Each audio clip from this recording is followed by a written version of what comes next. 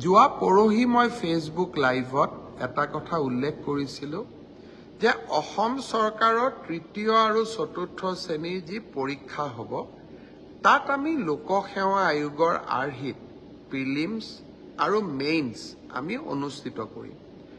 দুই এজন ব্যক্তিয়ে মোক জনাইছে যে পৰীক্ষাত নতুন নিয়ম এই বছৰ কৰিব নালাগে, কাৰণ আৰু যিহেতু 2 মাহ আছে, গতিকে আমি পুৰণা বা আগৰবাৰৰ দৰে পৰীক্ষা পতাটো উচিত হ'ব।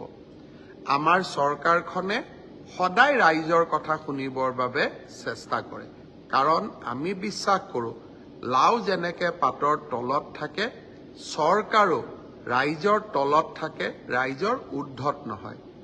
যিসকলে মোক এই পৰামৰ্শটো দিছিল, দুই এজনে অলপ গালিগালাজো কৰিছে আৰু কিছুমানে ভালকৈ পৰামৰ্শটো দিছে।